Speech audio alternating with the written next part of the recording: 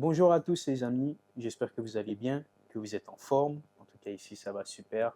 Très content de vous revoir pour un nouvel épisode de La Mentale. On s'était promis de ne pas trop vous délaisser cette saison avec de nombreux invités exceptionnels.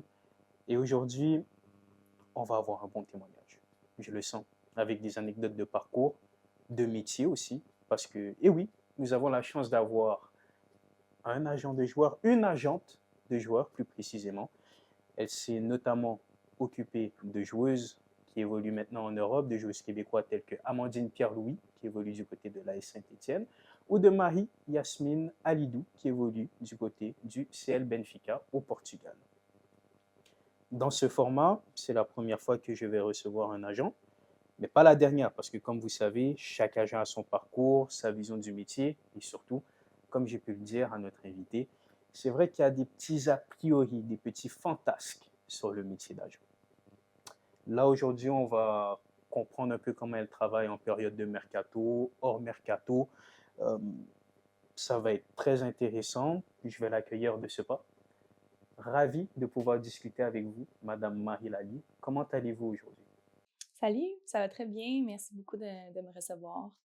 Merci d'avoir accepté l'invitation. Comme j'ai dit, ça s'est calé très vite. Je vous ai envoyé le programme, vous avez dit pas de souci, envoyez-moi tout ça et ça s'est calé de manière assez intuitive. Donc pour ça, je vous remercie. J'ai beaucoup de questions, notamment sur le métier d'agent que je trouve très intéressant. Donc justement, une première question pour un peu briser la glace. Comment on occupe ces journées, ces semaines? Comment est-ce que vous travaillez? Je ne sais pas si vous avez un planning selon l'horaire des matchs de vos joueuses, euh, si c'est aussi par rapport à la période des transferts. Comment est-ce que vous vous organisez tout simplement? C'est une très bonne question. Mais d'abord, je l'ai dit, mais je l'aurais dit, merci beaucoup pour l'invitation. Puis félicitations à toi de faire ce média puis de promouvoir le foot sous toutes ses formes. Merci. Donc, pour répondre à la question par rapport à mon horaire, Mhm. a priori, c'est quand même important de savoir que je suis avocate de formation et avocate de profession à temps plein dans une firme. Donc, j'ai deux chapeaux, si on veut.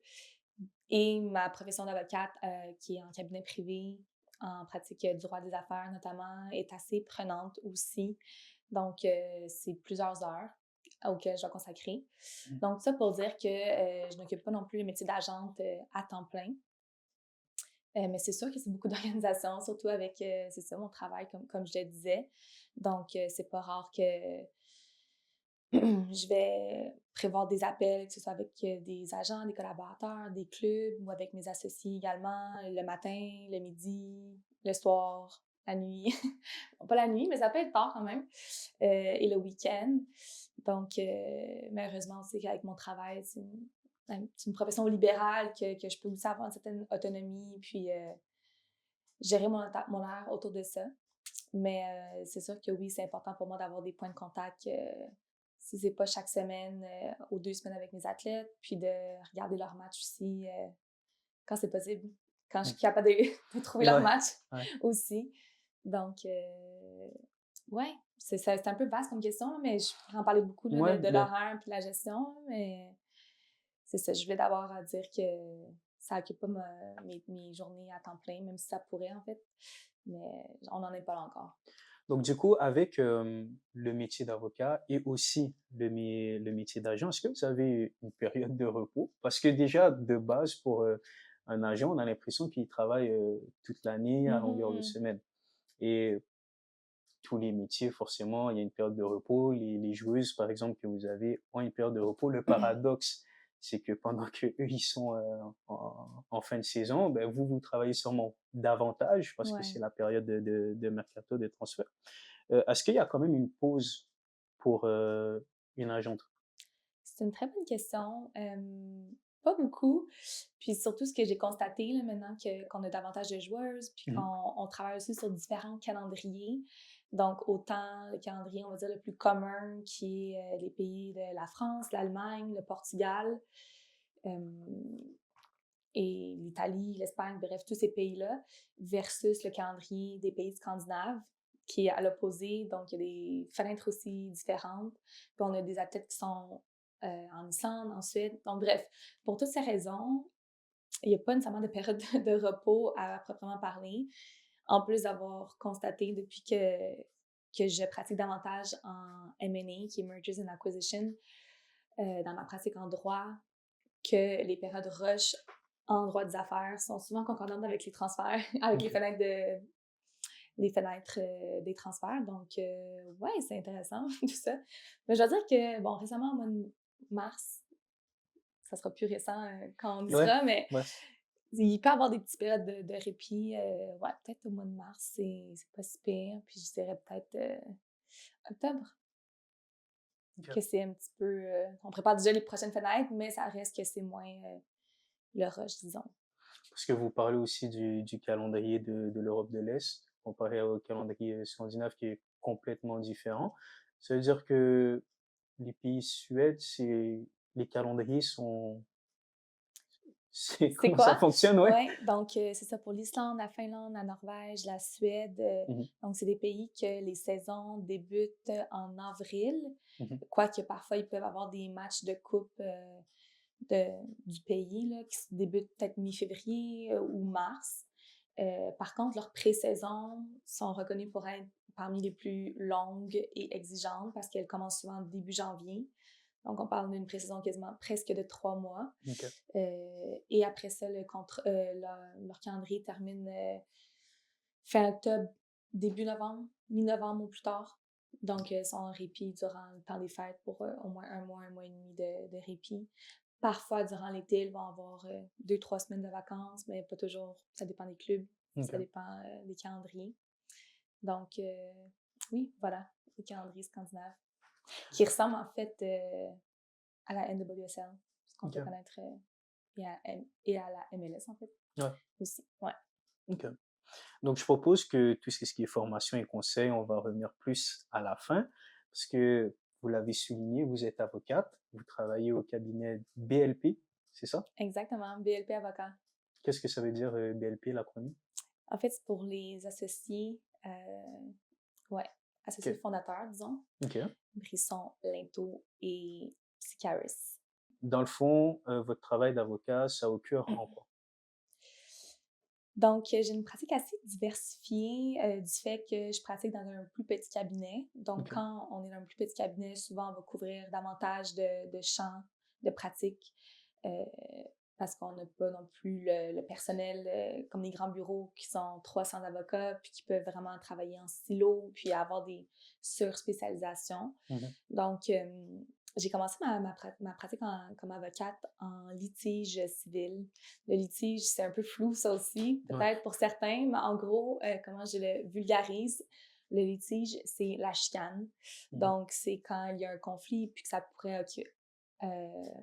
pourrait découler en des procédures judiciaires qui seraient devant les tribunaux. Puis ça, c'est ce qu'on peut un peu plus penser quand on pense à un avocat, de porter la toge puis de faire des procès. Mhm. Donc, le litige civil commercial, c'est assez vaste. Ça aussi, ça peut être un conflit avec un voisin, ça peut être un conflit avec un associé, en fait, quelqu'un avec qui tu es actionnaire d'une entreprise.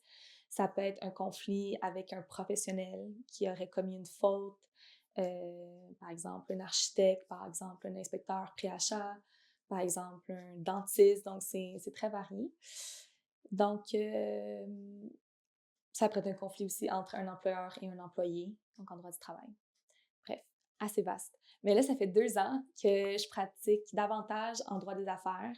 OK. Donc, moins de conflits. On travaille plus en collaboration, en fait, pour des projets d'affaires, que ce soit pour des réorganisations. Des fois, c'est à l'intérieur même d'une société, réorganisation qui est proposée par un fiscaliste, ou des fusions, des acquisitions. C'est quand je fais référence à du M&A, Mergers and Acquisitions, donc des entreprises qui veulent acquérir une autre entreprise pour grandir. Euh, donc, ouais, plus de droits des affaires, plus de négociations, beaucoup de contrats aussi, contrats d'achat d'actions, contrats de travail aussi, qui peuvent en découler parfois dans une acquisition.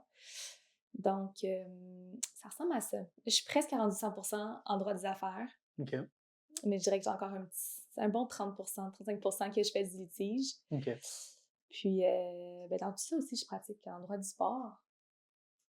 Ouais, donc c'est assez diversifié. Je Avec... sais pas si c'est plus clair, mais c'est encore plus mêlant. Mais, donc là, on a parlé justement de Madame Marie qui est avocate. Est-ce qu'on peut se tourner un peu vers Madame Marie ou Marie, celle qui a grandi? Est-ce qu'on peut savoir un peu les débuts, la jeunesse, le contexte social où vous avez grandi? Hmm, certainement. J'aime bien dire que je suis née à Montréal, OK. même si dans les faits, j'ai vécu là 5-6 ans. OK. Donc, j'ai grandi la plus grande partie de ma vie à Laval. Mais ça, faut pas dire trop fort. On pourra couper au Mais c'est montage. très bien, Laval. Ça va. Mais là, je OK. suis revenue à Montréal maintenant. Donc, je suis Yeah. de retour aux sources. Je travaille à Montréal, je vis à Montréal. OK. Donc, tout va. Donc, ouais, ici d'un beau milieu, d'une famille aimante, avec un grand frère. Puis, ouais, donc c'est ça, je suis née sur le plateau Mont-Royal quand Mhm. j'étais jeune. Donc, j'ai quand même appris les valeurs de la simplicité, puis ouais, d'être heureux avec pas grand-chose. Mais après ça, c'est ça. On a quand même fait le saut à Laval. Le secondaire au Collège Laval. Exactement. Vous avez grandi à quelle région? À Duvernay, Val-des-Arbres. OK.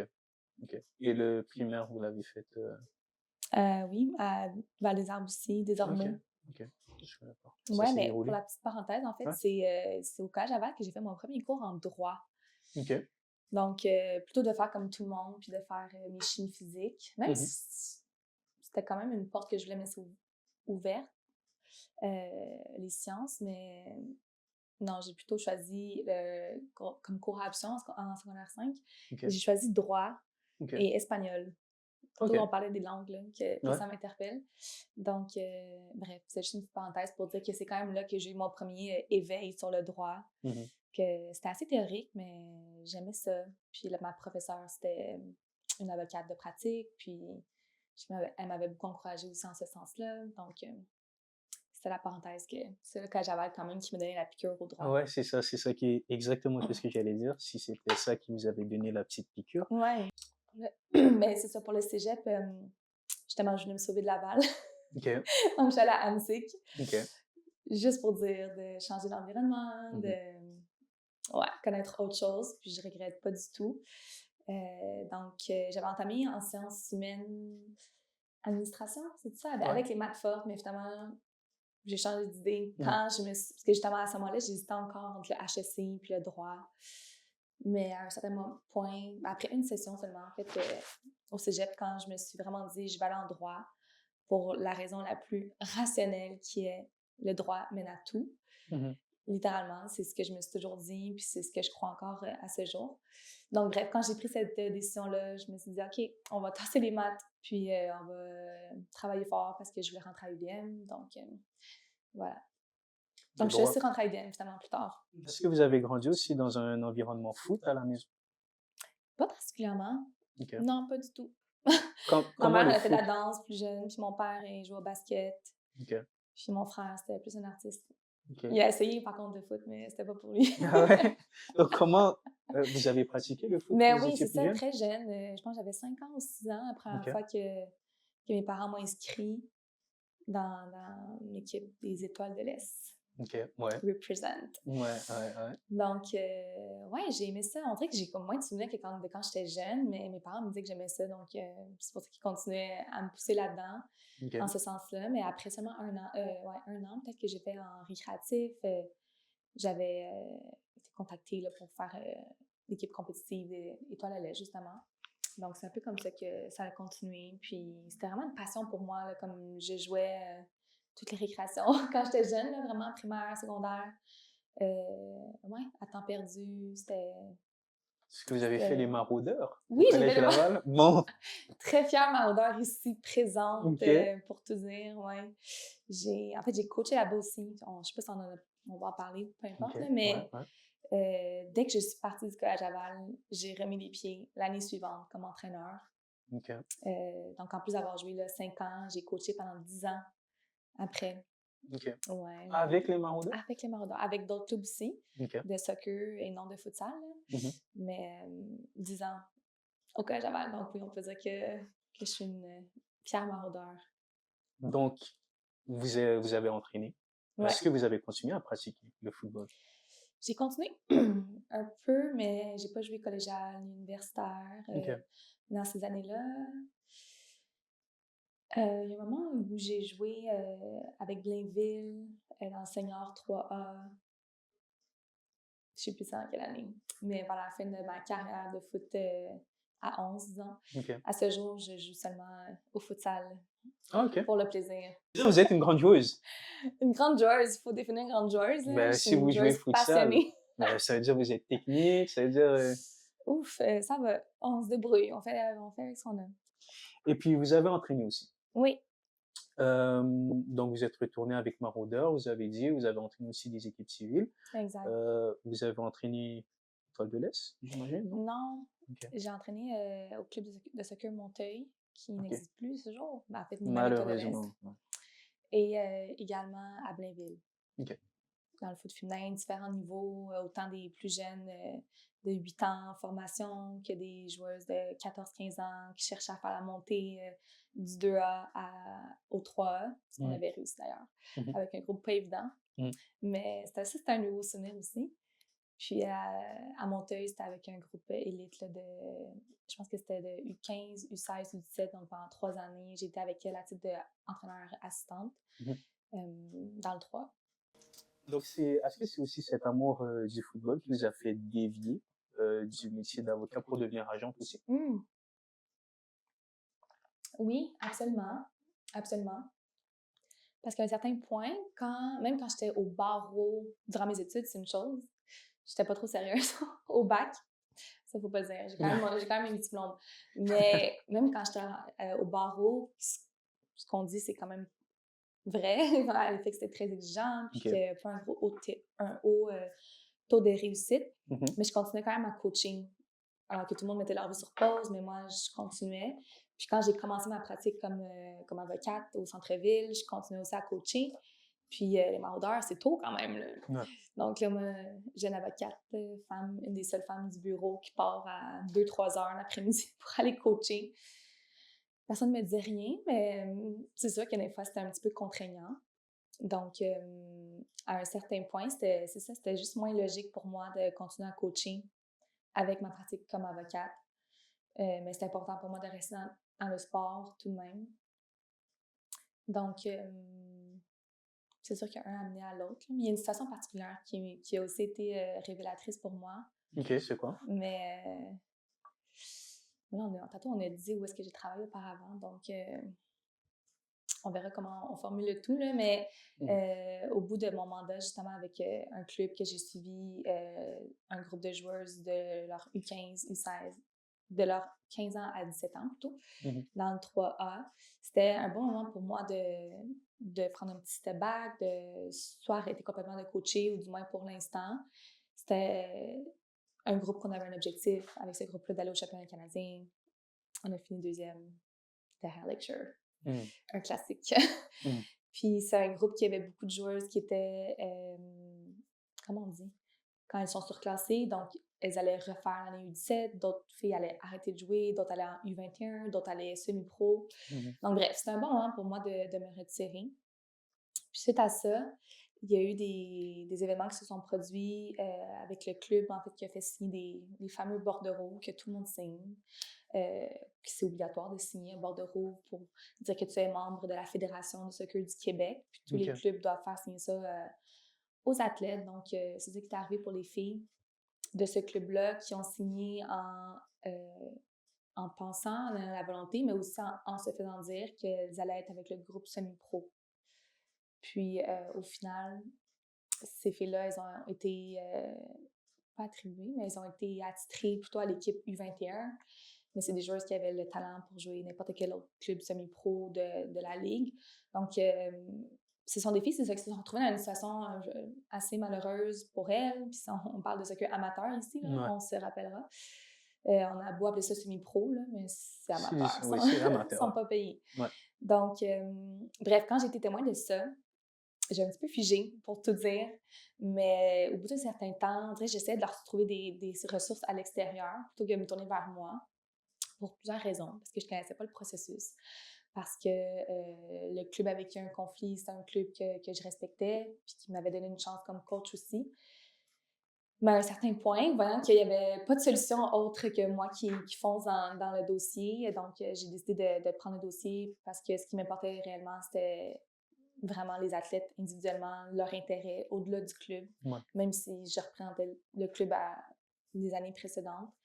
Donc, c'est ça, c'est un dossier que j'ai mené pour ces joueuses-là, quand on est allé contre le club, ensuite on est allé contre la région. Je dis contre, mais c'était pour contester les décisions pour être libérées contre la région. On est allé contre la province, puis tout le monde backait toujours le club jusqu'à temps que ça se rende à Soccer Canada, puis que mes joueuses ont finalement été libérées. Donc ça a été très révélateur pour moi parce qu'à ce moment-là, je n'étais pas agente.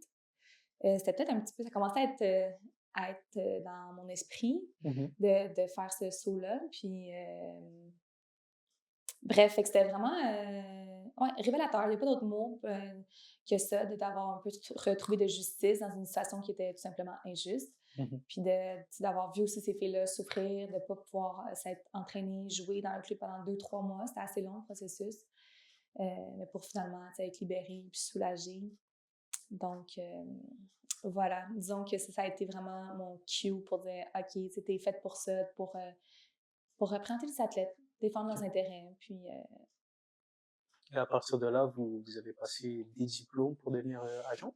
Comment en fait, comment ça a je me suis fonctionné? informée sur ce métier tellement peu connu de ma part, puis de bien des gens, je crois. Il n'y en a pas tellement au Canada, il y en a quelques-uns des agents, mais je dirais que c'est quand même récent. Donc, à ce moment-là, mon meilleur outil, en fait, ça a été de faire des rencontres. Mais c'est une vingtaine, c'est pas une trentaine de rencontres de gens au Québec qui sont plus accessibles qu'on le pense. Il faut être un petit peu persévérant, c'est sûr.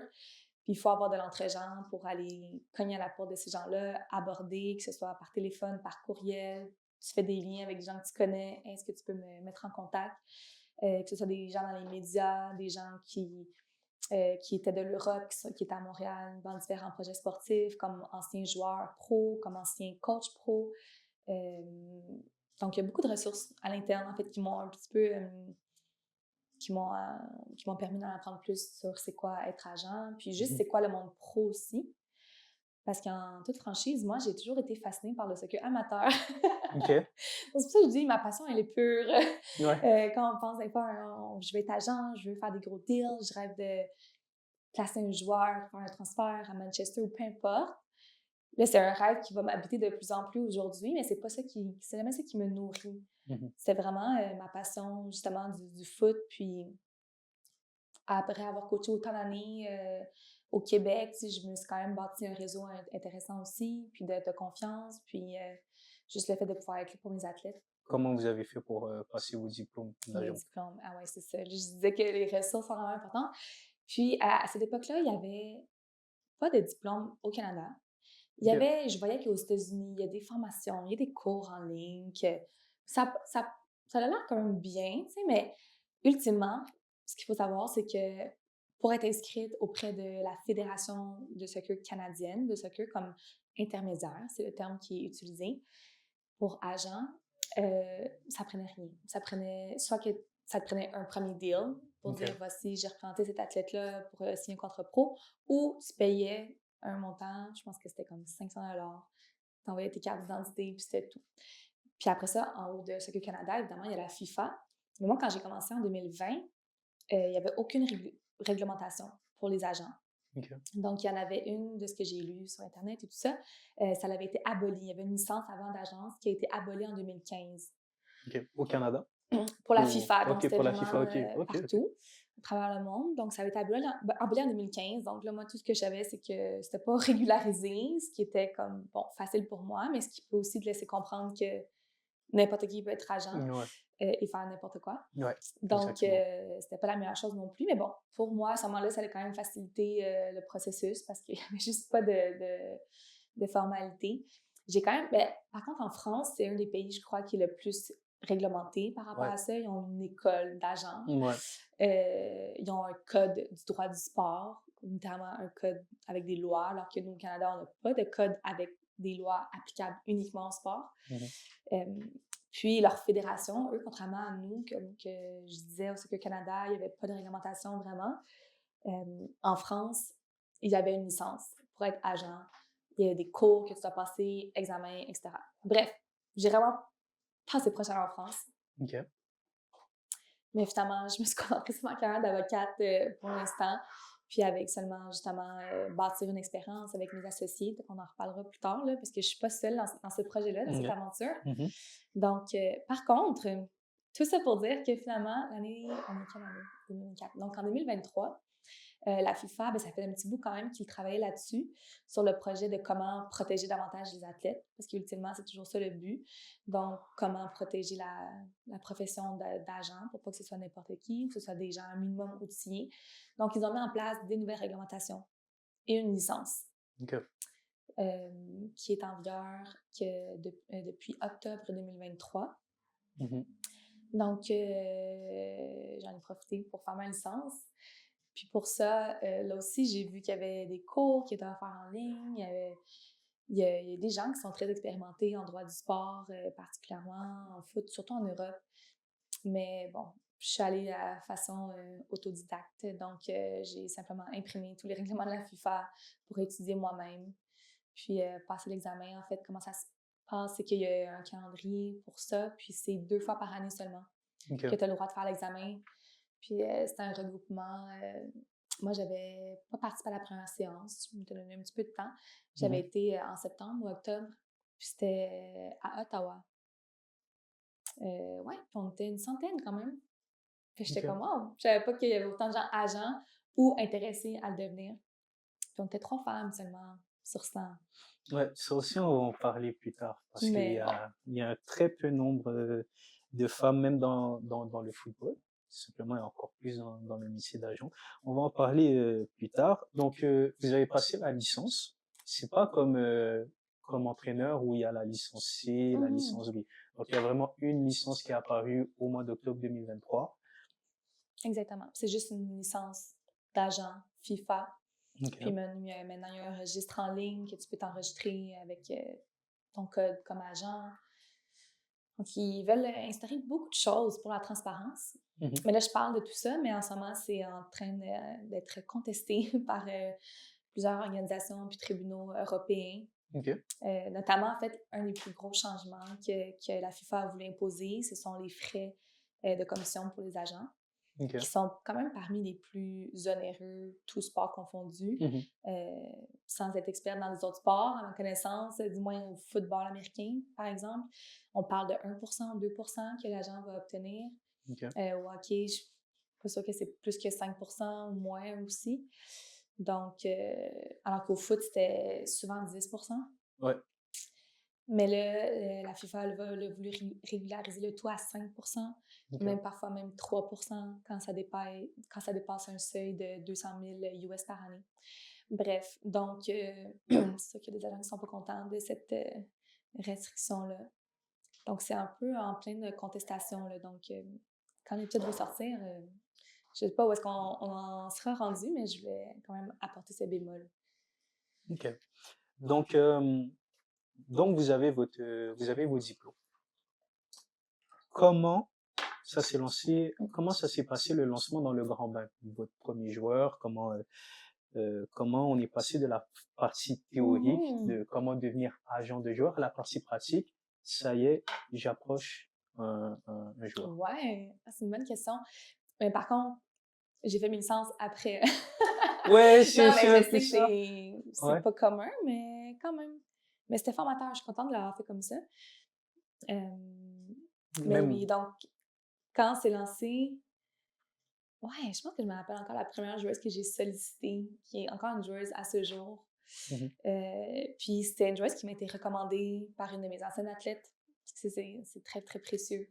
Mes filles que j'ai déjà coachées, qui sont un peu je vais pas dire mes porte-paroles, mais des gens qui peuvent parler en bien de moi. Puis moi aussi, je leur fais extrêmement confiance aussi. Donc, elles peuvent m'aiguiser sur c'est qui les futurs talents. Puis des fois, c'est ça aussi, tout ce que j'ai appris.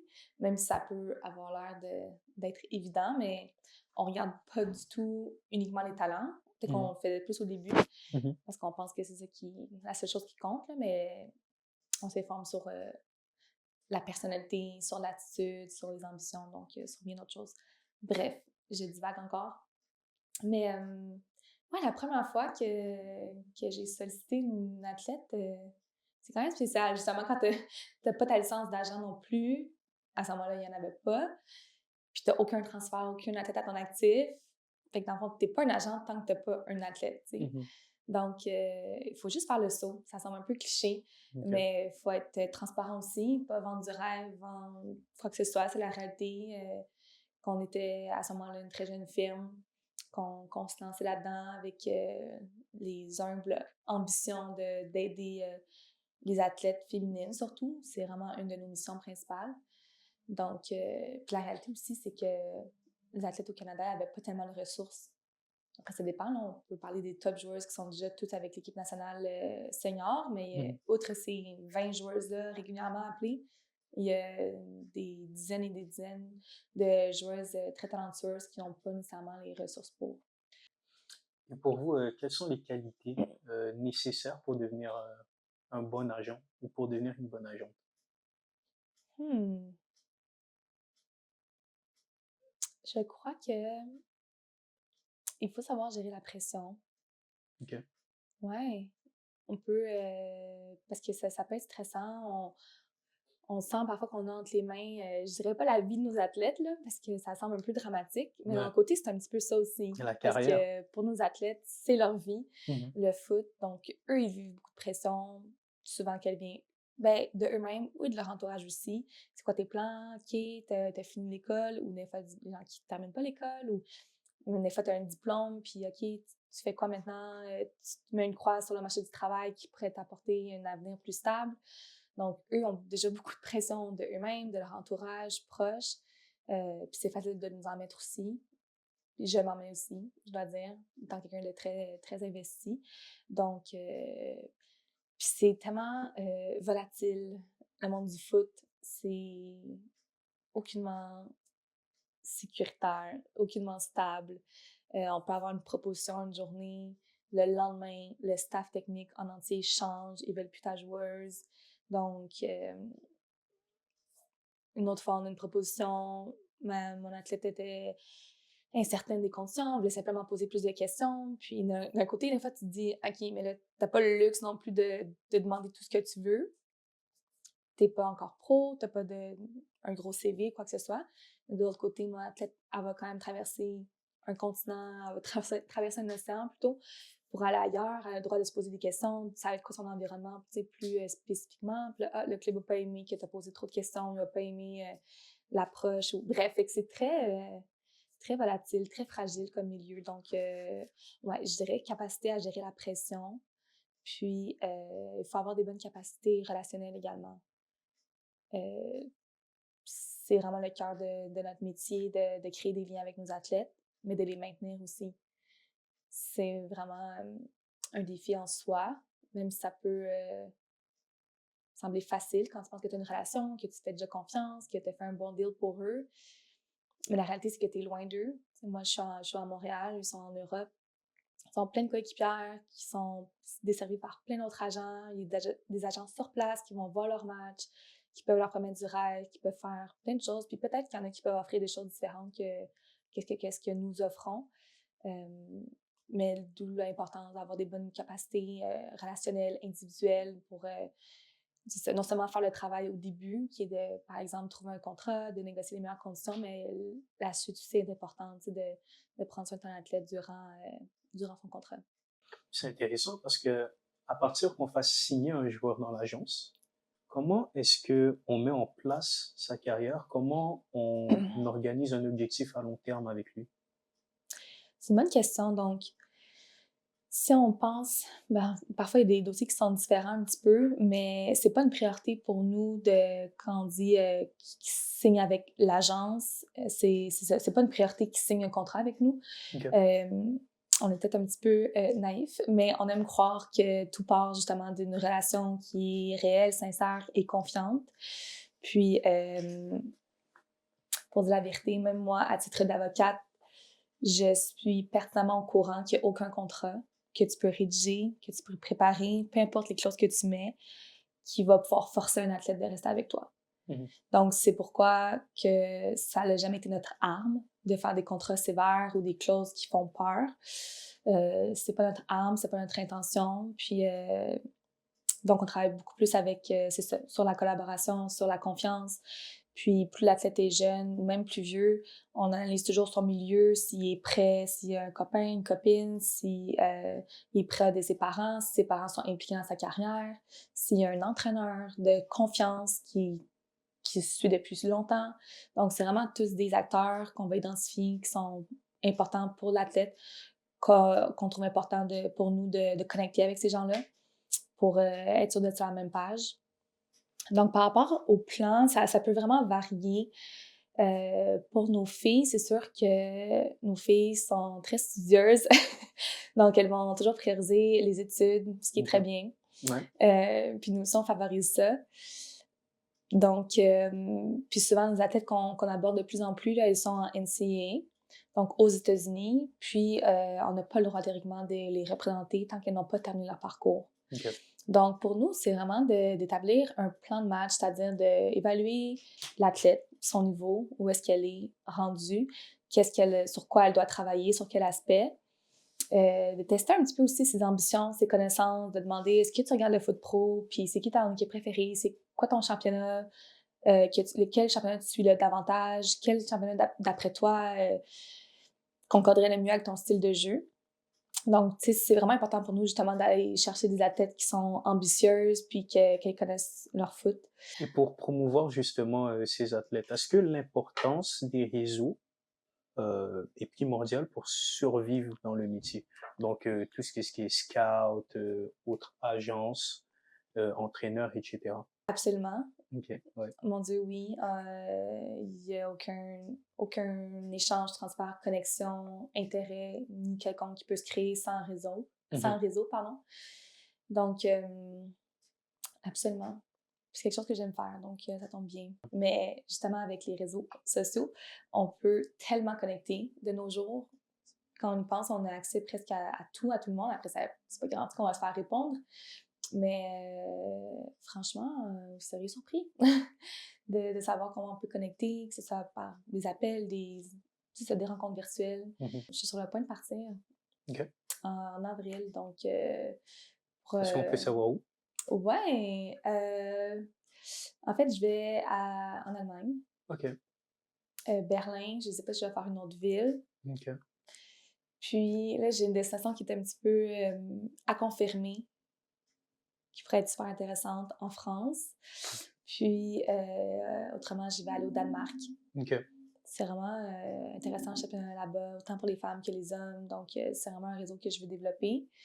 Puis, je vais terminer en Suède, mais au sud de la Suède. Donc, c'est très proche du Danemark. Puis, j'ai une athlète qui est là-bas. Donc, je vais avoir au moins 3 ou 4 athlètes durant ce voyage-là. Donc, c'est bien le fun. Ben, vous répondez à ma prochaine question parce que j'allais dire aujourd'hui, avec tous les outils qu'on a, que ce soit les données, les matchs, les statistiques, comment on fait pour repérer une joueuse à fort potentiel? Parce qu'on est obligé encore d'aller sur le terrain. Je pense pas. Je pense que ça va jamais rien remplacer. Là. Ça va pas être remplacé d'aller voir en personne pour recruter des talents, mais je pense pas que c'est nécessaire.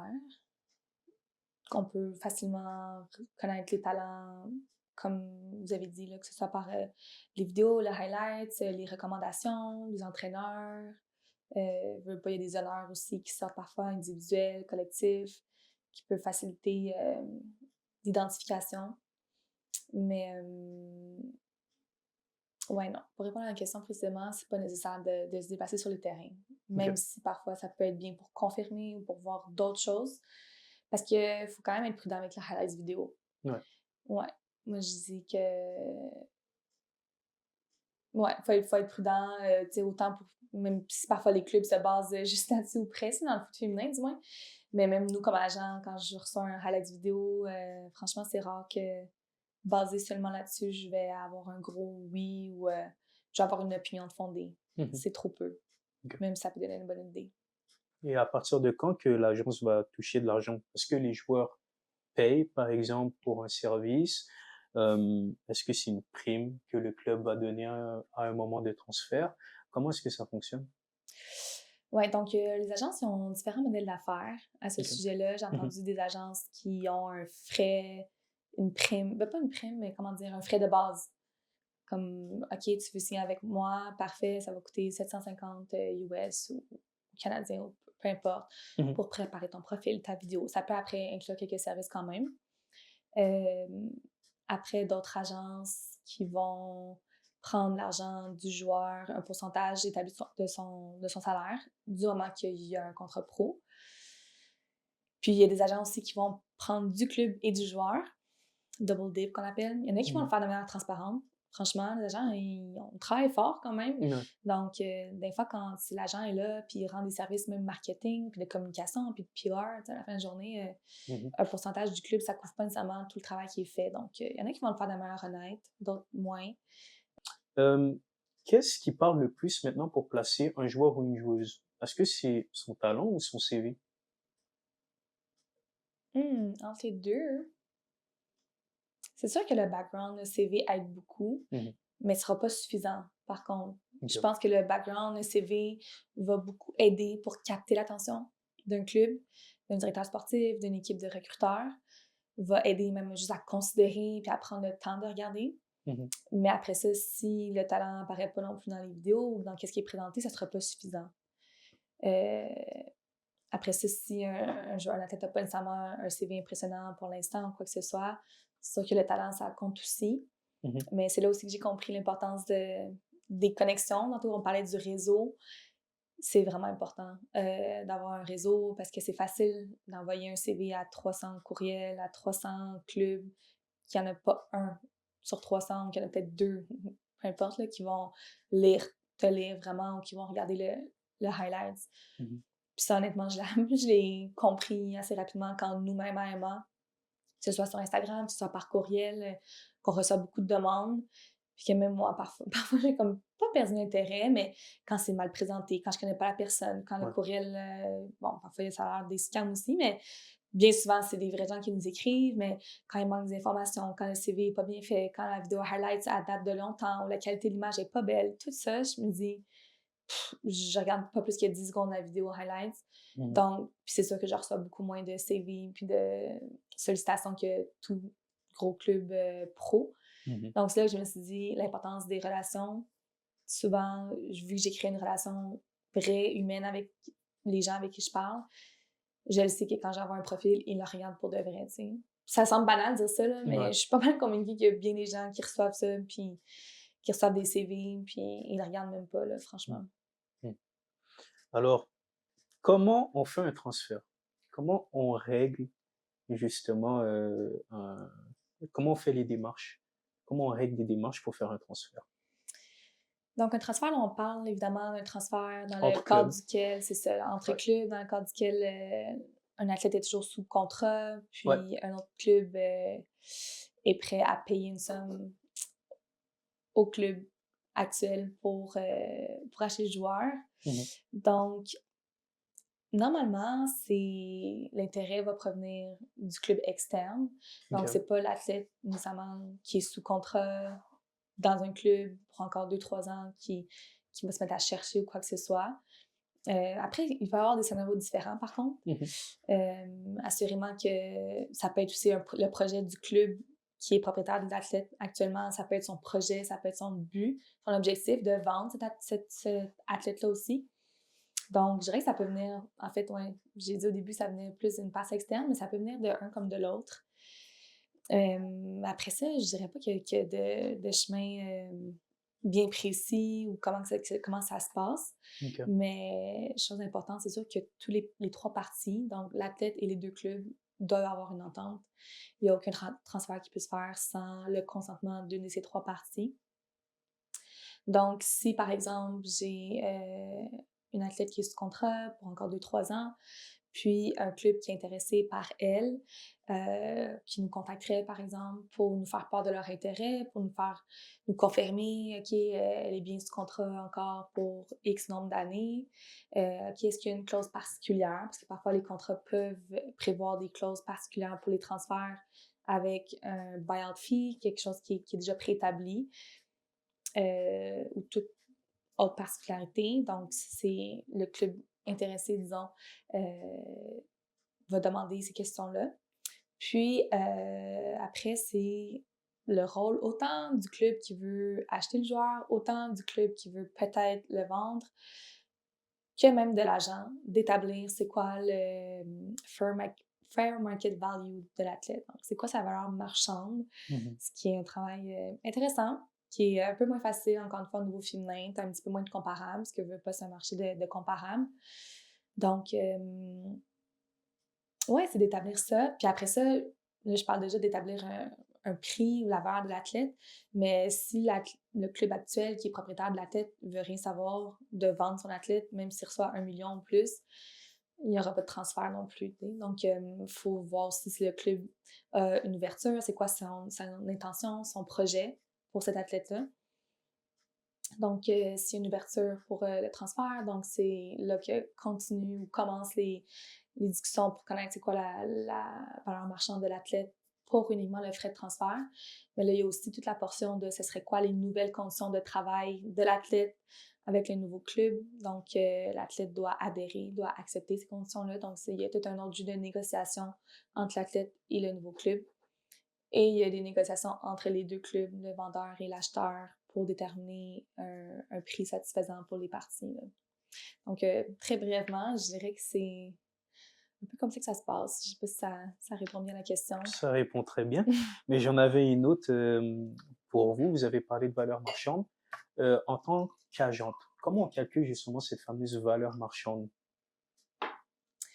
Oui, c'est une très bonne question. Puis ça aussi, c'est pas une science exacte. Mhm. Dans ce sens que, bon, les statistiques de l'athlète, ses performances, évidemment, doivent être prises en compte. Son salaire actuel doit être pris en compte. Son âge aussi, sa présence sur les équipes nationales. Donc, puis après, c'est les comparables, comme je disais un petit peu plus tôt.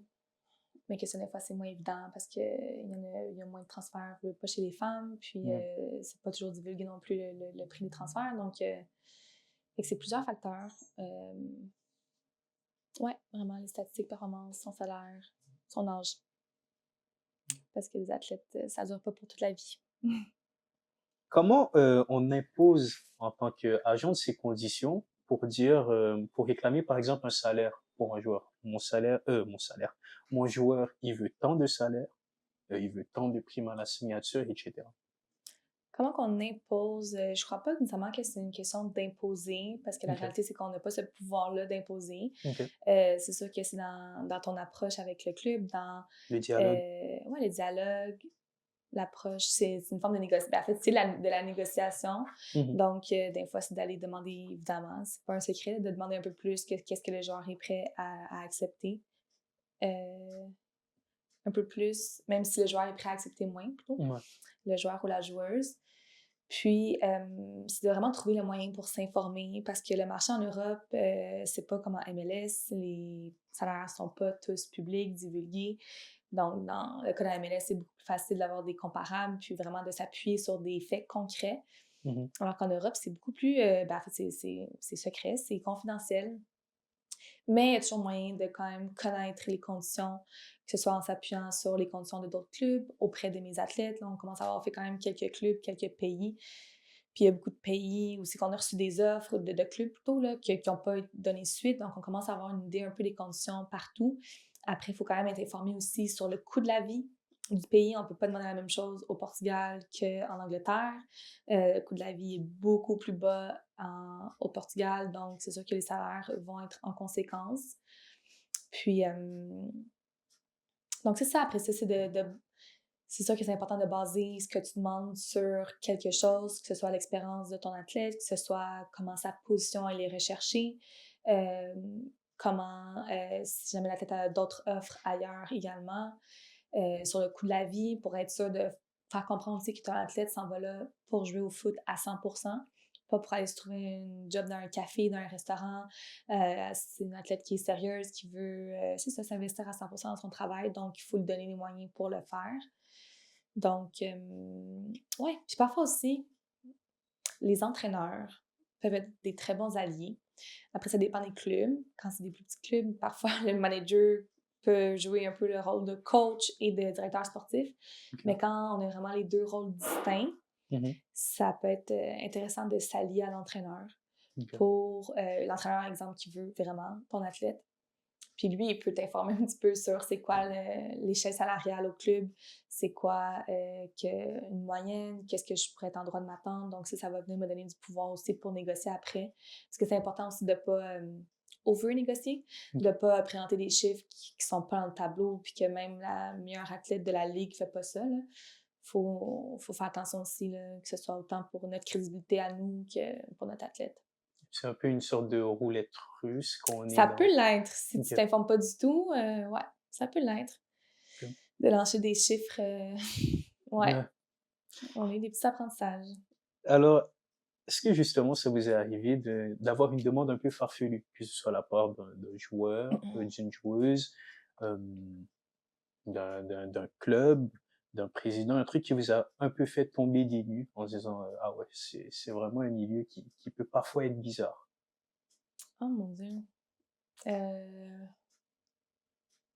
une demande, c'est un club? Pas tellement. OK. Hem, Peut-être non. même l'entourage, parfois? Ouais, j'essaie de penser, mais rien qui me vient à l'esprit, rapidement. Mais c'est sûr, ben, ça va peut-être pas nécessairement répondre à la question, mais ça reste une demande qu'on avait eue d'une athlète là, qu'on représente plus à ce jour, mais qui, à un certain point, elle avait fait son premier contrat, puis je pense qu'elle s'était pas nécessairement plu. Elle avait eu un petit peu le mal du pays, tu sais, quand tu t'ennuies de la maison, ce qui peut être, chose très courante. Mmh. Puis là, à un certain point, elle nous disait: «Ah, je veux que mon prochain contrat, ce soit dans tel pays, mais je veux que ce soit au milieu de la fenêtre pour que ce soit seulement un contrat de 3 ou 4 mois parce qu'elle pouvait pas, elle se voyait pas être heureuse pour un plus long terme. Puis elle dit: «Je voulais absolument être avec ma meilleure amie». OK. Donc, bon, c'est pas nécessairement une définition d'une demande farfelue, mais ça reste une demande qui est pas commune puis qui nous parle quand même sur Mmh. c'est quoi l'intérêt, vraiment, pas l'intérêt, mais l'ambition puis les objectifs de l'athlète. Là. Donc, c'est sûr que, puis je dis ça, puis on a 2 athlètes en ce moment qui sont ensemble, des meilleurs amis d'enfance, qui jouent ensemble en même club en Allemagne. Tu sais, c'est génial, là. Si ça peut arriver, Mmh. tant mieux, mais quand c'est une demande qui vient de l'athlète, ça peut faire sourciller un petit peu, là, c'est ça, sur les ambitions de l'athlète. Et quand on est dans ce métier d'agent, est-ce qu'on peut dire, en quelque sorte que c'est un investissement? Oui, absolument, c'est un don de soi, en fait. Je serais encore plus crue. Hem, Surtout pour nous, justement, qui souhaitons tellement prendre le temps avec nos athlètes. Puis la réalité, c'est que, tantôt je le disais, on a une douzaine d'athlètes actuellement, féminines, puis on sollicite très peu, si c'est pas du tout, de nouveaux athlètes, tu sais. Puis c'est pas qu'on pourrait pas ou qu'on voudrait pas, mais oui, il y a un petit peu le facteur temps, puis il y a un petit peu le facteur, famille, puis le fait tous les démarches qu'on prend, en fait, tout le temps qu'on prend avec l'athlète, avec son entourage, Mmh. autant avant qu'il soit pro qu'après. Donc, beaucoup voient le métier d'agent comme étant la poule aux œufs d'or. C'est beaucoup médiatisé. Hem, Comment vous expliquez le fait, pour vous, d'être aussi mal vu et qu'il y ait cette sorte d'opacité dans le métier? Ah! Oui, c'est vrai que les premières perceptions d'un agent sont ou juste en général, quand on pense à un agent, les stéréotypes, on va dire, on va penser à des gens malhonnêtes, des gens profiteurs. Franchement, là, c'est la réalité. J'en suis consciente, puis comme j'ai dit un peu plus tôt aussi, c'est pas une profession qui est nécessairement bien, régularisée. Puis entre vous et moi, même la licence, c'est un examen que j'ai fait en ligne, qui était supervisé quand même. C'était dans une salle, mais bref, donc pour ces raisons, puis pour plusieurs histoires qu'on a pu entendre, des agents qui sont pas là pour les bonnes raisons, en fait. Puis à la fin de la journée, c'est vrai que c'est une business, on va pas se cacher, tu sais. Nous, on est là avec des belles motivations, puis on est là pour les aider, nos athlètes, puis on est très peu ou pas du tout motivés par l'argent. Il y en a d'autres que c'est différent. Fait qu'on va entendre des agents qui sont un peu requins, qui sont prêts à tout, en fait, pour voler des deals ou voler des athlètes qui sont déjà pourtant bien représentés, très bien avec leur agent où est-ce qu'ils sont, mais eux, ils n'auront pas peur de faire la sollicitation qui peut être mal perçue entre collègues. Puis, après ça, c'est ça. Je pense qu'il y a plein de bons agents aussi, mais puis on est moins familier avec ça ici au Québec parce qu'il n'y en a pas beaucoup. Mais en Europe, c'est un autre monde. Quand tu vas à des matchs, il y a des sections réservées que pour les agents. Donc, c'est vraiment quelque chose qui est très, très présent. Puis on peut sentir que la compétition est beaucoup plus féroce aussi. Puis, ben on s'est aussi nourri de cette expérience-là, de ce stéréotype-là des agents pour reproduire notre propre modèle d'affaires qui est justement basé sur la transparence, l'honnêteté. Donc, tout le contraire de ce que tu as décrit au début de la question. S'il pouvait, par exemple, signer un contrat de 2 ans ou de 3 ans, il n'allait pas entendre aucune de ses nouvelles de son agent jusqu'à temps que peut-être 6 mois avant la fin du contrat. Donc, pendant 2-3 ans, peu importe qu'il y a un problème, qu'il n'est pas payé, qu'il n'a pas reçu son bonus, qu'il n'a pas reçu son logement comme prévu, que son auto, peu importe, là, qu'il y a un problème avec son visa de travail, il y a plusieurs aspects à gérer pour un agent. Donc, il n'y avait aucune nouvelle. Puis c'est des agents qui disparaissaient, des fois des agents que tu n'avais jamais rencontrés, que c'était juste au téléphone, quoi que ce soit. Donc, ouais, pour toutes ces raisons, je peux comprendre que les gens ont un peu d'appréhension. Puis nous, on essaie de déconstruire ça à notre façon, du moins à notre image. Puis voilà. Et est-ce que pour vous, les agents sont-ils des vendeurs de rêves, selon vous? Hmm. Je peux pas parler pour les autres agents, honnêtement. J'entends pas leur pitch de vente, si je peux dire. Je sais pas. Mais à contrario, je sais que nous, on l'est pas. Puis c'est drôle que tu dises ça parce que juste hier, j'étais au lancement du CF Montréal, de la saison pour le CF Montréal. Puis j'ai rencontré une dame qui était là, qui a salué Ali, puis là, qui m'a salué. Puis là, elle m'a dit, là, si vous saviez là, comment Ali, là, il me dit les choses, que c'est clair, qu'il passe pas par 4 chemins, qu'il me dit la vérité, carte sur table. Puis comment j'apprécie ça, parce qu'elle a me confirmé que d'autres agents peuvent vraiment vendre du rêve. Donc, je pense que oui, qu'il y en a. Après ça, la ligne est mince aussi, tu sais, entre encourager aussi un athlète à s'élever, puis oui, si tu veux aller jouer pour le PSG, oui, peut-être que tu peux y arriver, tu sais, puis pas non plus briser le rêve d'un jeune. Donc, je trouve que la ligne est mince aussi entre permettre à un athlète de rêver puis de tenter de travailler en ce sens-là versus vendre du rêve. Donc, oui, il y en a certainement, mais pas nous.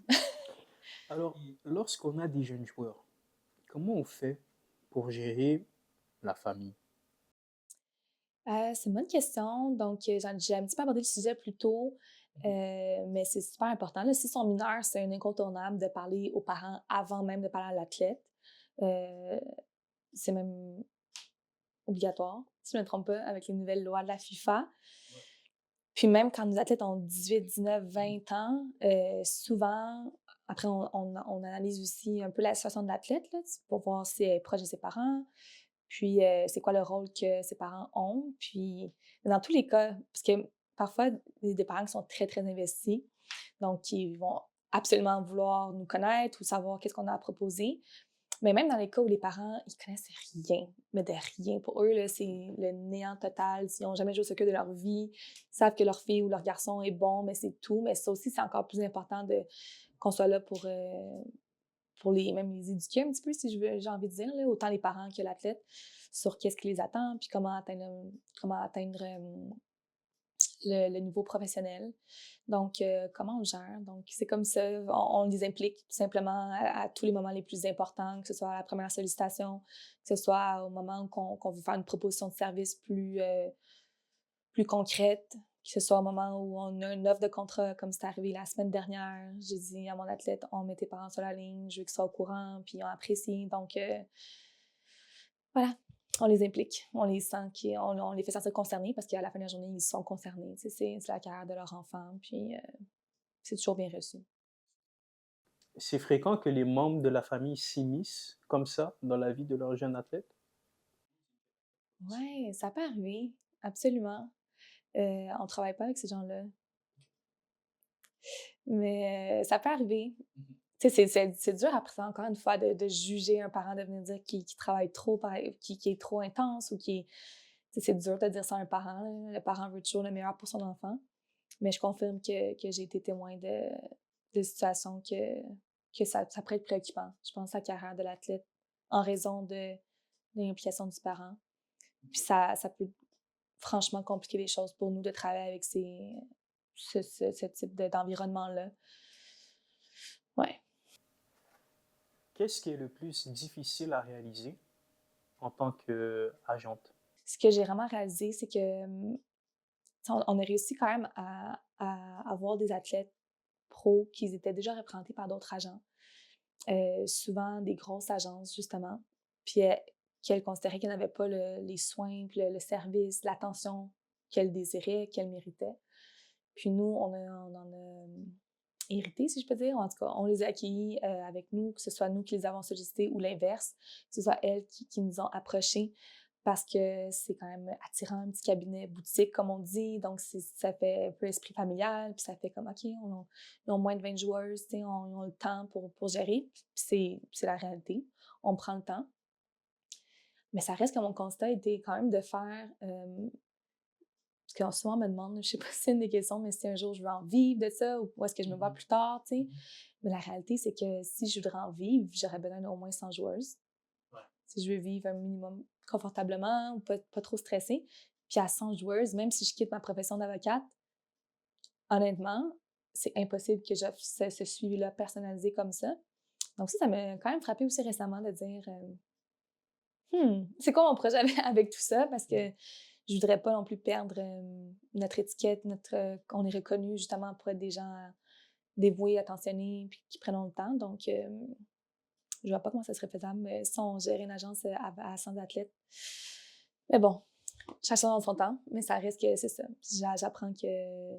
Puis les autres agences, si on néglige d'autres athlètes, justement, j'ai envie de dire, c'est même pas contre eux, c'est que t'as pas le choix. Là, quand tu gères autant de dossiers, autant d'humains, t'as pas le temps de faire des FaceTime de 1 heure parce que t'aimes pas ton coach. Parce que peu importe la raison, là, je vais m'abstenir sur les raisons. Des fois, c'est pour dire qu'il fait froid. Là. Mais voilà. Ouais. Fait que ce serait mes deux gros constats. Qu'est-ce qui est le plus facile? Le plus simple, pour moi, comme agente, mon Dieu, ben, peut-être c'est un petit peu redondant, là, mais pour moi, c'est vraiment ma communication avec les athlètes, de maintenir ça, de faire des appels, des textos, des voice. Pour moi, c'est quelque chose que j'ai quand même la facilité, même si parfois je ne mentirais pas qu'il manque un peu de temps, mais j'y arrive, je crois. Puis de développer des contacts aussi.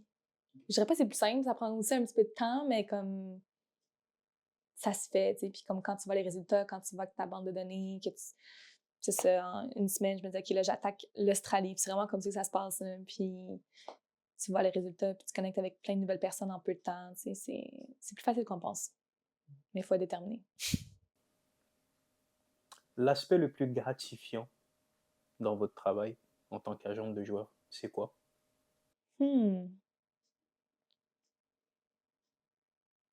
Honnêtement, simplement quand tu réussis à trouver un club, qu'il y a une transaction qui se fait, ça, c'est une première chose qui est importante.